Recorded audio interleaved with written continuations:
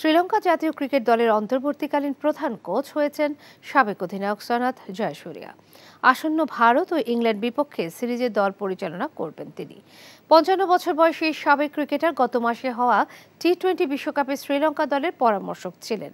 বিশ্বকাপে ব্যর্থতার পর প্রধান কোচ ক্রিস সিলভারউড ও পরামর্শক মাহেলা জয়াবর্ধনে পদত্যাগ করেছেন।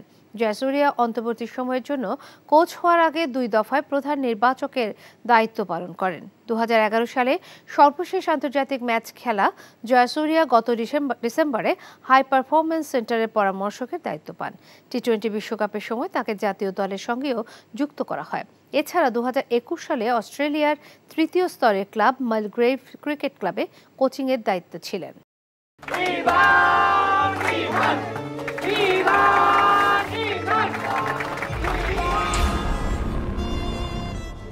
তুমি নিজের জীবনটা শেষ করলে, সাথে আমারটাও শেষ করে দিয়ে গেলে। আপনি এই মেয়েটাকে চেনেন না? না।